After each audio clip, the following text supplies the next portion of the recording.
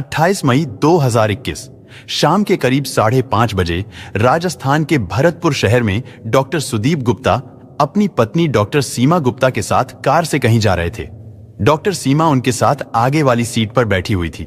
वो अभी घर से करीब 750 मीटर दूर ही पहुंचे थे कि तभी निम्दा गेट के पास अचानक पीछे से एक मोटरसाइकिल पर 2 युवकों ने साइड से ओवरटेक करके अपनी बाइक उनकी कार के आगे लगा दी। सड़क के बीच में अचानक बाइक रुकने से डॉक्टर सुदीप गुप्ता ने ब्रेक मारकर अपनी कार रोकी। इससे पहले कि डॉक्टर सुदीप कुछ समझ पाते, वो दोनों युवक बाइक से उतरकर कार की ड्राइविंग सीट पर बैठे डॉक्टर सुदीप की तरफ आए। उनमें से एक युवक ने अपने मुंह पर लाल रंग का गमछा बांध रखा था, लेकिन दूसरे युवक ने ना तो कोई कपड़ा बांध रखा था और ना ही हेलमेट पहना हुआ था। उन दोनों युवकों को डॉक्टर सुदीप भी पहचान नहीं सके थे। कार के सामने इस तरह बाइक लगाने की वजह जानने के लिए डॉक्टर सुदीप ने अपनी कार का शीशा नीचे किया। डॉक्टर सुदीप उन युवकों से कोई सवाल पूछते, इससे पहले ही मुंह पर गमछा बांधे हुए युवक ने पिस्टल निकालकर बिना कुछ कहे और बिना कुछ पूछे डॉक्टर सुदीप की कनपटी में गोली उतार दी। डॉक्टर सुदीप के पास आगे की सीट पर बैठी डॉक्टर सीमा भी जब तक कुछ समझ पाती, इससे पहले ही उस युवक ने उसे भी गोलियों से भून दिया। इसके बाद सड़क से गुजर रहे लोगों को डराने के लिए उन्होंने पिस्टल से हवाई फायरिंग की। फिर वो दोनों बाइक पर सवार होकर भागने लगे, लेकिन हड़बड़ाहट के कारण उनकी बाइक स्टार्ट नहीं हो रही थी। इस पर गोलियां चलाने वाले युवक ने धक्का लगाया तो बाइक स्टार्ट हो गई। इसके बाद वो दोनों यू टर्न लेकर वापस पीछे की ओर भाग गए। गोली लगने से डॉक्टर सुदीप और उनकी पत्नी डॉक्टर सीमा की मौके पर ही मौत हो गई थी। शहर के सबसे प्रमुख रोड पर दिन दहाड़े हुई इस वारदात के समय सड़क के दोनों ओर वाहन लगातार आ जा रहे थे, लेकिन किसी ने भी ना तो उन बदमाशों को रोकने की हिम्मत जुटाई और ना ही उनका पीछा किया। इसलिए वो दोनों युवक जिस तरफ से आए थे उसी तरफ भाग गए। लेकिन ये वारदात घटना स्थल के आसपास लगे सीसीटीवी कैमरा में कैद हो गई थी। हालांकि हर एक चौराहे पर पुलिस भी तैनात रहती है, लेकिन फिर भी वो दोनों युवक हवाई फायरिंग करते हुए वहां से फरार हो गए थे और पुलिस को पता भी नहीं चला था। दोनों युवकों के भाग जाने के बाद आसपास के लोग घटना स्थल पर एकत्र हो गए। उन्होंने कार में मृत पड़े डॉक्टर सुदीप और उसकी पत्नी सीमा को पहचान लिया। इसके बाद उन्होंने पुलिस को सूचना दी। फिर कुछ ही देर में पुलिस भी मौके पर पहुंच गई। पुलिस ने लोगों की मदद से उन दोनों को कार से बाहर निकाला और उन्हें तुरंत हॉस्पिटल ले जाया गया, लेकिन हॉस्पिटल में उन्हें मृत घोषित कर दिया गया। दिन दहाड़े हुई डॉक्टर दंपति की हत्या की इस घटना से शहर में दहशत फैल गई थी। इधर शुरुआती जांच में ही लग रहा था कि डॉक्टर सुदीप और उनकी पत्नी की हत्या बदला लेने के लिए की गई थी, लेकिन हैरानी की बात यह थी कि डॉक्टर सुदीप को 1 गोली जबकि उनकी पत्नी सीमा को 4 गोलियां मारी गई थीं। और ये सोचने वाली बात थी कि आखिर हत्यारों ने सीमा को 4 गोलियां क्यों मारी थीं। इसके बाद पुलिस को पता चला कि डॉक्टर सुदीप की एक प्रेमिका भी थी जिसका नाम दीपा गुज्जर था। उसका एक 6 साल का बेटा भी था। इस घटना से 2 साल पहले 7 नवंबर 2019 को दीपा और शौर्य की भी भरतपुर की सूर्य सिटी में स्थित मकान में स्पिरिट से आग लगाकर बड़ी ही बेरहमी से उनकी हत्या कर दी गई थी। जिसके बाद दीपा और शौर्य की हत्या का आरोप डॉक्टर सुदीप, उसकी पत्नी डॉक्टर सीमा और मां सुरेखा गुप्ता पर लगा था। उस समय उन तीनों को अरेस्ट भी किया गया था। फिर 1 साल बाद यानी 2020 में अगस्त से जुलाई महीने के बीच में उन सब की जमानत हो गई थी और वो तीनों जेल से बाहर आ गए थे। दरअसल इसकी शुरुआत साल 2017 में हुई थी। दीपा गुज्जर ने भरतपुर में श्रीराम गुप्ता मेमोरियल हॉस्पिटल में बतौर रिसेप्शनिस्ट नौकरी करनी शुरू की थी। यह हॉस्पिटल डॉक्टर सीमा गुप्ता का था। डॉक्टर सीमा के पति डॉक्टर सुदीप भरतपुर के सरकारी हॉस्पिटल RBM में फिजिशियन थे। सरकारी ड्यूटी खत्म होने के बाद डॉक्टर सुदीप भी पत्नी के हॉस्पिटल में कुछ समय के लिए बैठ जाते थे। वैसे भी उन्होंने हॉस्पिटल के ऊपर ही घर बनाया हुआ था। इधर दीपा की शादी उत्तर प्रदेश के जगनैर गांव में हुई थी। उसके एक बेटा भी हुआ जिसका नाम उसने शौर्य रखा, लेकिन पारिवारिक विवाद के चलते उसका वैवाहिक जीवन सुखी नहीं रहा। इसलिए वो ससुराल से अलग होकर भरतपुर में आकर रहने लगी। उसका बेटा शौर्य भी उसी के साथ रहता था। साथ ही पति से उसका डिवोर्स का केस चल रहा था। हॉस्पिटल में नौकरी करने के दौरान दीपा का डॉक्टर सीमा के पति डॉक्टर सुदीप से प्रेम प्रसंग शुरू हो गया और फिर धीरे धीरे उन दोनों के प्यार के चर्चे हॉस्पिटल में भी होने लगे। इसके बाद जब डॉक्टर सीमा को उनके प्यार के बारे में पता चला तो डॉक्टर सीमा ने दीपा को नौकरी से निकाल दिया। और हिदायत दी कि फिर कभी उसके पति से मिलने की कोशिश ना करे। इसके बाद दीपा फिर से नए सिरे से जीवन शुरू करने की सोचने लगी। उधर दीपा को नौकरी से निकाले जाने पर डॉक्टर सुदीप भी बेचैन हो गया था। इसके बाद वो दोनों चोरी छिपे मिलने लगे थे। साथ ही वो दोनों इस बात का भी ध्यान रखते थे कि डॉक्टर सीमा को इस बात का बिल्कुल भी पता न चले। इसके बाद ये सिलसिला कई महीनों तक ऐसे ही चलता रहा।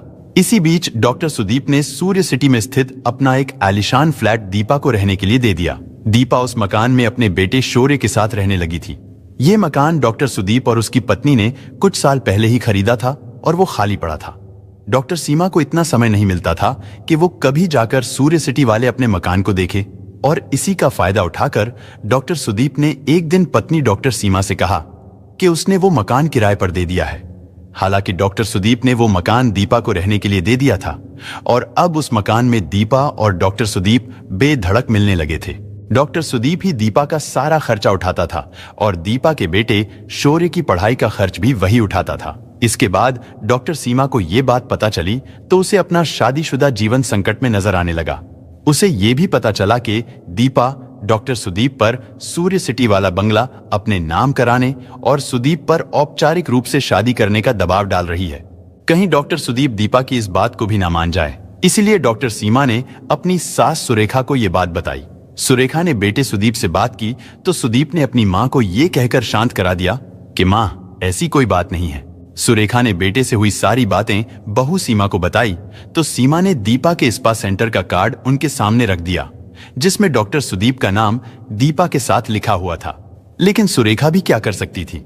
उसे अपने बेटे की ऐसी हरकतों पर गुस्सा तो बहुत आया था, लेकिन बुढ़ापे और बीमारी के कारण वो मजबूर थी। वो अपने बेटे और बहू का रिश्ता बचाए रखना चाहती थी।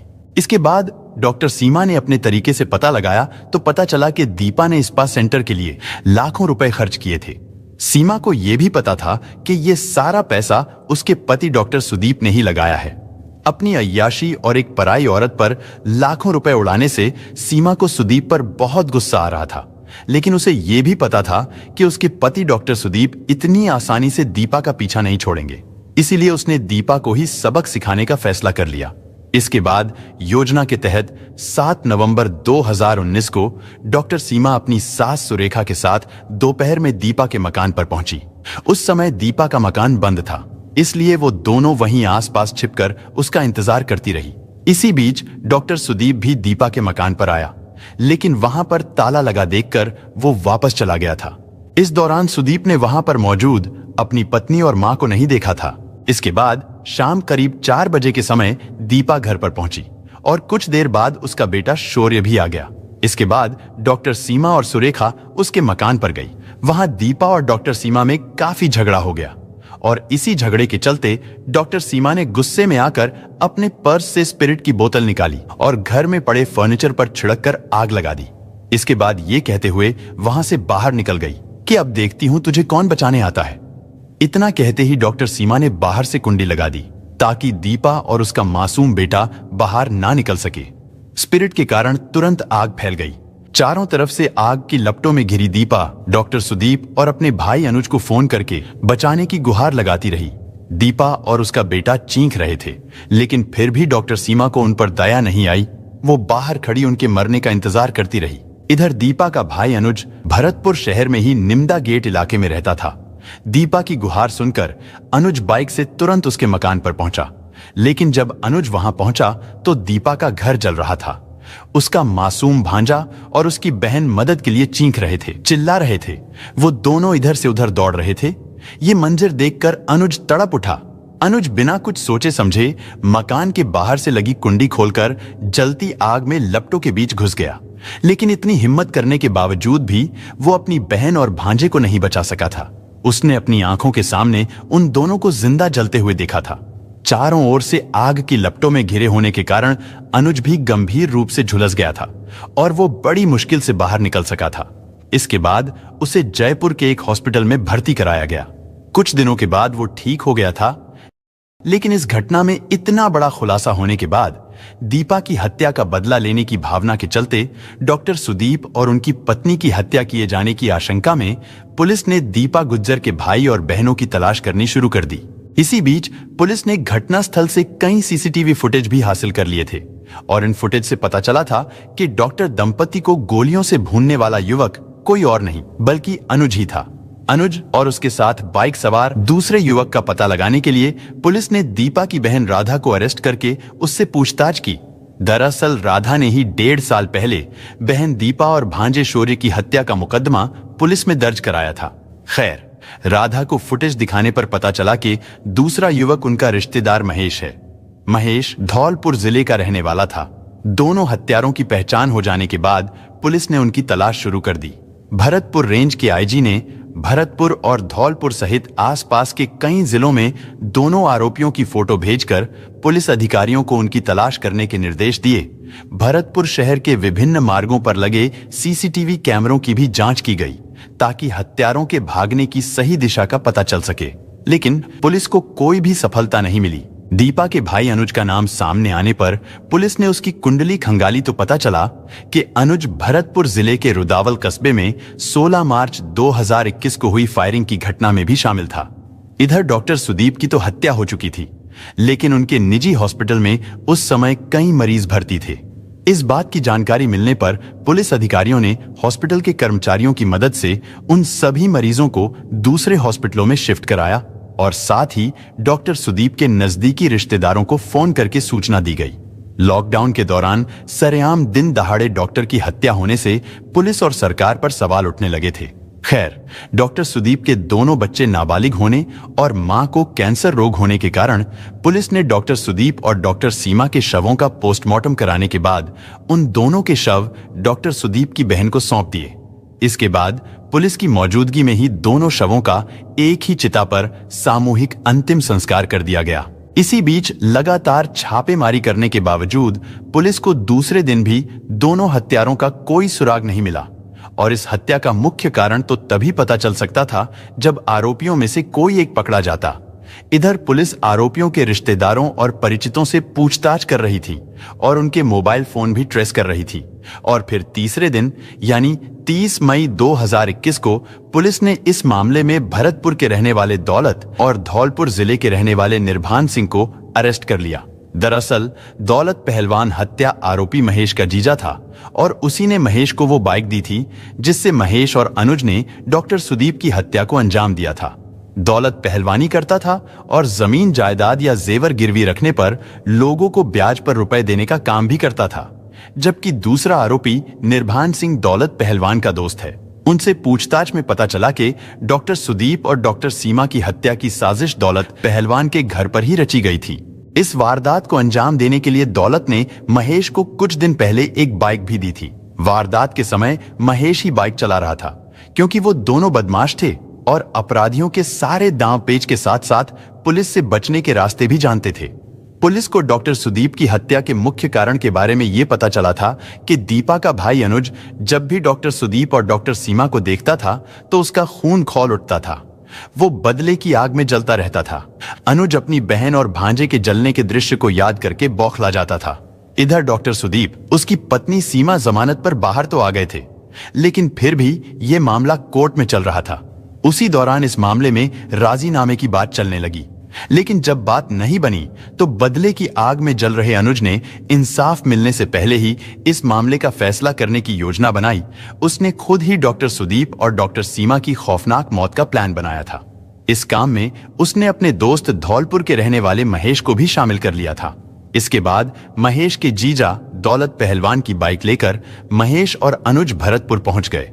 हालांकि अनुज तो भरतपुर में ही रहता था और वो डॉक्टर सुदीप की हर एक गतिविधि पर नजर रखता था, लेकिन फिर भी उसने इस घटना को अंजाम देने से पहले कई दिन उनकी रेकी की। फिर जब उसे यकीन हो गया कि डॉक्टर दंपति रोजाना शाम 4:30 से 4:45 बजे के आसपास कार से कहीं जाने के लिए निकलते हैं, तब उसने 8 मई को अपने दोस्त महेश को साथ लिया और बाइक पर सवार होकर उन दोनों ने डॉक्टर सुदीप की कार को रोक लिया और बड़ी फुर्ती से पिस्टल निकालकर उन दोनों को गोलियों से भून दिया। इस तरह अनुज ने अपनी बहन और भांजे की हत्या का बदला ले लिया था। इसके बाद पुलिस ने 1 जून को महेश को करौली से अरेस्ट कर लिया था। महेश ही वो व्यक्ति था जो घटना के समय मोटरसाइकिल चला रहा था, लेकिन अनुज अभी भी पुलिस की पकड़ से दूर था। और फिर 14 जून 2021 को पुलिस को सूचना मिली कि हत्या आरोपी अनुज गुर्जर अपनी प्रेमिका से मिलने के लिए भरतपुर आ रहा है। सूचना मिलते ही कई पुलिस टीमें गठित कर नाकाबंदी करा दी गई और अनुज को भी अरेस्ट कर लिया गया। इसके बाद पुलिस ने चार्जशीट तैयार करके उन सभी आरोपियों को कोर्ट में पेश किया, जहां से उन्हें जेल भेज दिया गया। दोस्तों, इस घटना को सुनाने का उद्देश्य किसी का दिल दुखाना नहीं है, किसी को परेशान करना नहीं, बल्कि आपको जागरूक करना है, आपको सचेत करना है। दोस्तों, इस पूरी घटना के बारे में आपकी क्या राय है, कमेंट बॉक्स में जरूर बताएं। और अगर हमारी मेहनत पसंद आई हो तो इस वीडियो को लाइक करते हुए शेयर भी करें।